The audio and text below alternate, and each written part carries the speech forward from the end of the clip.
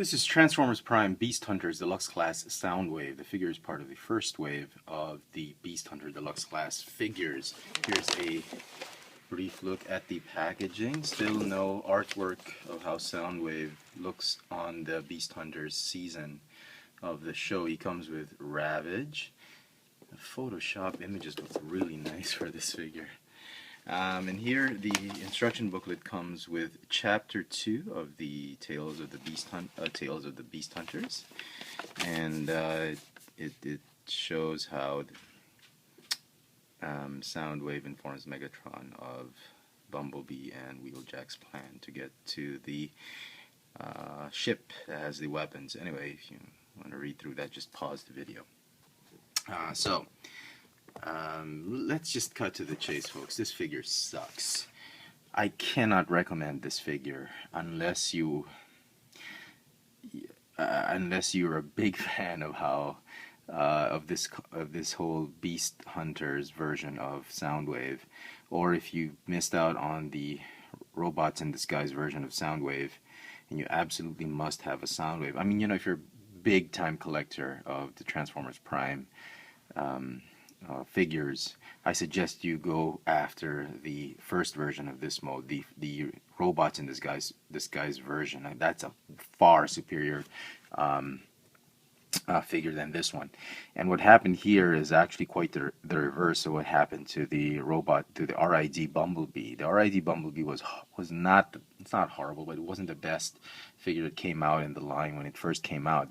Then Hasbro tweaked it a bit for the Beast Hunters line, and it was from zero to hero, in my opinion. I absolutely love the Beast Hunters Deluxe Bumblebee, and quite the opposite has happened to this figure. It was amazing as a RID figure. Now that they've tweaked it into a Beast Hunters figure, it's just been very, very disappointing. I mean, there are a lot of good ideas here and there for this figure.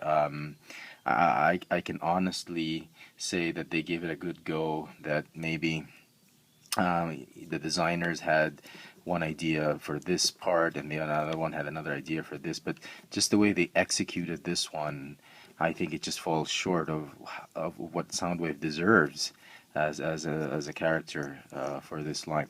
Anyway, it's the exact same mold. The only thing they changed is obviously the paint apps. They changed the chest piece to make it look like it's a Beast Hunter's armor. They changed the minion into a beast, a ground beast, instead of a flying.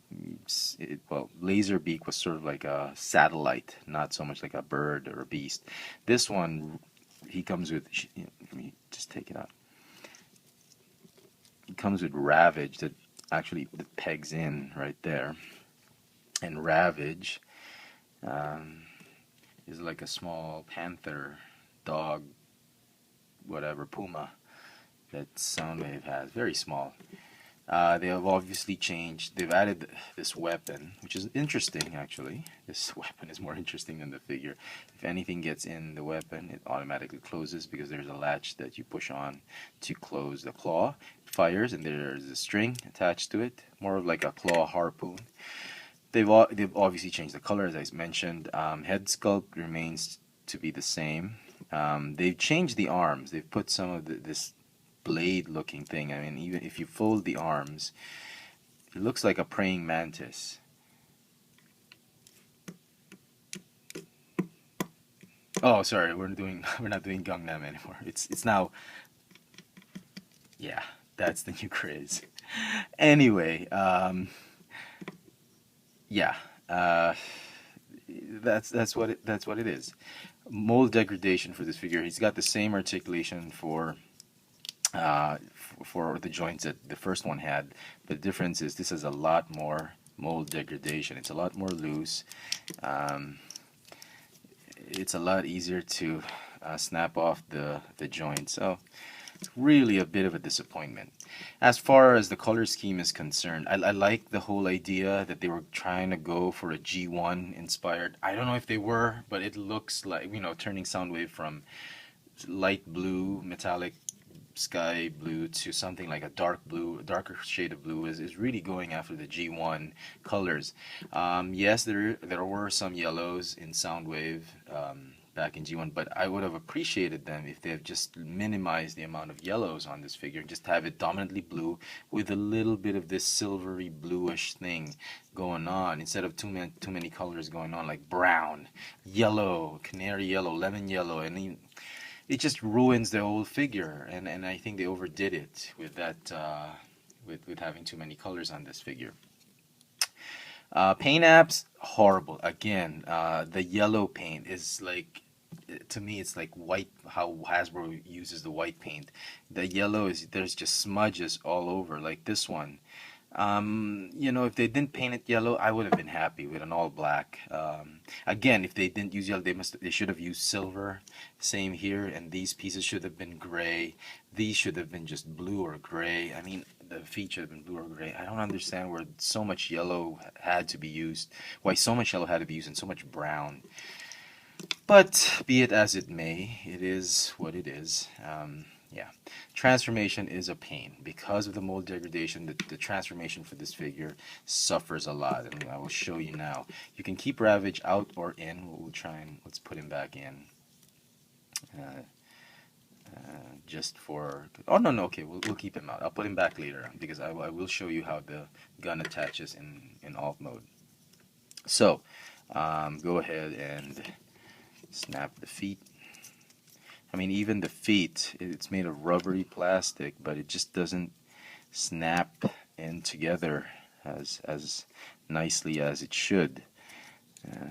This one is a pain to just put together. Yeah, I don't see kids having a wonderful time transforming this guy, because he's such a pain in the ass. And for all you dads and moms watching, you're probably going to end up transforming this figure for your kid if at all you get it for him or her.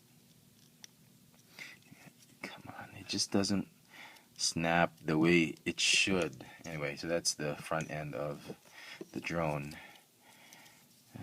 Go ahead and do the head. And it still has that head reveal when you snap the back piece out. It reveals the head. And probably the only nice thing about this figure, the only thing left that's nice about this figure. Go ahead and snap the rubbery arms in. He's flailing all about, and it's partly my fault, but it's really just the design of the mold, because it became a much heavier arm, so it's a lot more cumbersome to deal with. And yeah, okay, there's so many spikes. And here, this one at least on my figure, it's supposed to tab in right there. It just does not want to stay. I mean, you tab it in and it just does not want to stay in place, but we'll do our best. Okay. Alright, take out the landing gear. And there is Soundwave in his beastified drone alt mode. I mean, it's nice. I mean, the whole concept about it, putting more spikes into the drone, looks really nice, but the way it's been executed, so much brown and yellow showing up in places it shouldn't have. I mean, the paint apps, look at that. They should have gone for gold like this one, but there's just too much yellow and brown that really disturbs the whole fluidity of the color scheme. It's very hard to appreciate this figure. So you can mount the weapon here. You can mount it on the arm, and it's on a hair trigger. Excuse me. And I think the best way to mount this weapon is down here when he's like looking for prey for Autobots to capture, and he just launches it and shoots downward like that. It's like a hawk. So that's pretty cool. Again, you can put Ravage back into the chest or in this cavity, and it'll still be the same. And then you can mount the gun right here. So there you go, folks. Not the best figure in this wave. I think this one is, as of this moment in time, it is the weakest figure in the entire wave, and I just absolutely did not enjoy this figure. I cannot recommend it to you guys. Sorry. So this has been Transformers Prime Beast Hunters Deluxe Class Soundwave. Catch me on Twitter, Keek, Instagram, and two of my channels on YouTube, Chefatron and FX Friends, as well as the videos I post on Tech Sushi. Thanks for watching.